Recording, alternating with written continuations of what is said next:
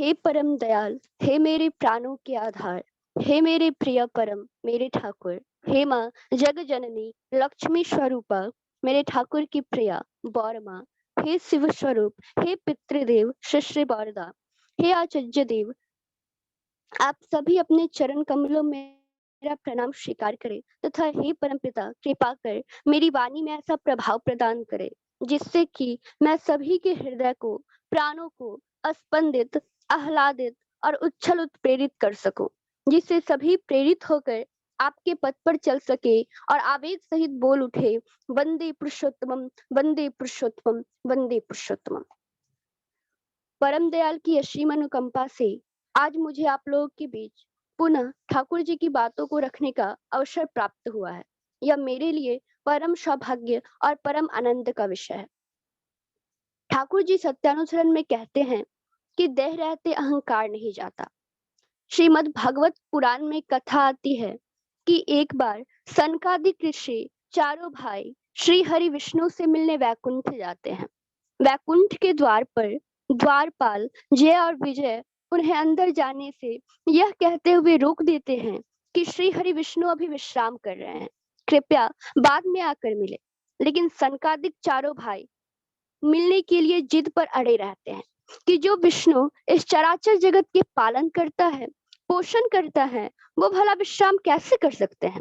ये सब मूर्खता की बातें हैं, कृपया मुझे अंदर जाने दे। लेकिन द्वारपाल उन्हें अंदर नहीं जाने देते हैं।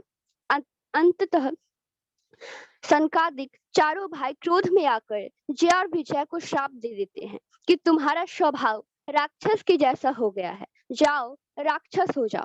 वही जय और विजय दोनों भाई कालांतर में रावण और कुंभकर्ण के रूप में, त्रेता युग में, सतयुग में हिरण्यकश्यप और हिरण्याक्ष तथा द्वापर युग में कंस और शिशुपाल के रूप में जन्म लेते हैं और भगवान विष्णु हर युग में अवतार ग्रहण कर उसका उद्धार करते हैं।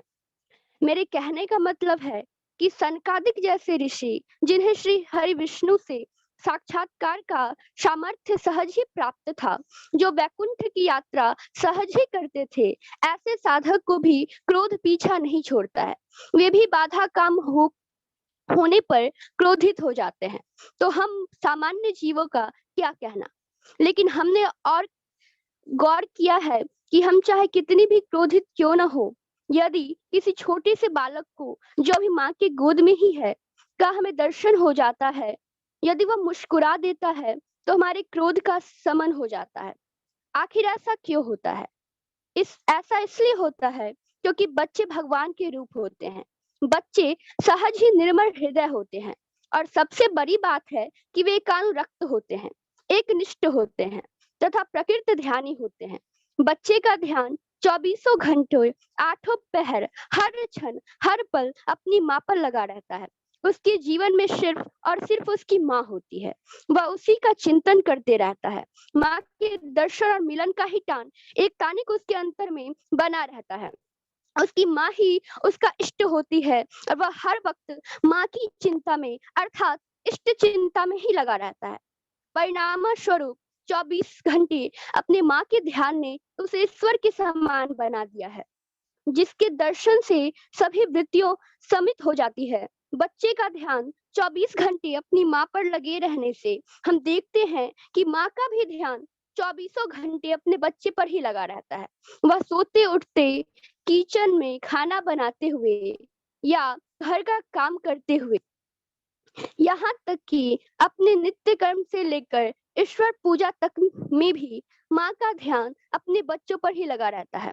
अर्थात बच्चा चौबीसों घंटे अपनी माँ के ध्यान में रहता है, तो माँ भी चौबीसों घंटे अपने बच्चे पर ही ध्यान लगाए रखती है। मित्रों, ठाकुर जी के साथ हमारा भी यही संबंध होता है। यदि हम उस बच्चे की तरह 24 घंटे एक निष्ठ उन्हीं पर टान रखेंगे, तो संशय नहीं हर पल, हर क्षण, हर घड़ी हमारा भी ध्यान रखेंगे। यह विश्वास हमें प्रबल करना होगा। हम उन्हें याद करेंगे तो उनकी दया अवश्य बरसेगी। यही सत्य है। आवश्यकता है तो सिर्फ एकानुरक्ति की। ठाकुर जी कहते हैं कि एक की चाह करते समय 10 की चाह मत कर बैठो। कौन कहता है भगवान आते नहीं, द्रौपदी की तरह तुम बुलाते नहीं। कौन कहता है भगवान खाते नहीं, विलनी भाव से तुम खिलाते नहीं। शेष महेश गणेश दिनेश, सुरेश हूँ जाहि निरंतर ध्यावे। शेष महेश गणेश दिनेश, सुरेश हूँ जाहि निरंतर ध्यावे। जाहि अनादि अनंत अखंड, अच्छेद अभेद शुभेद बतावे। नारद से सुख व्यास रटे, पचिहारे तो पुनि पार न पावे। ताहि अहीर की छोहरिया, छछिया भर छाछ पे नाच नचावे। मित्रों, अंत में मैं परम पिता के चरणों में आप सबों की मंगल कामना करती हूँ और प्रार्थना करती हूँ आप लोग ऐसे ही ठाकुर जी को लेकर चलते रहें। इसी कामना के साथ मैं शिवानी आप सबों से विदा लेती हूँ। स्वस्ति स्वस्ति स्वस्ति, वंदे पुरुषोत्तमम, वंदे पुरुषोत्तमम, वंदे पुरुषोत्तमम।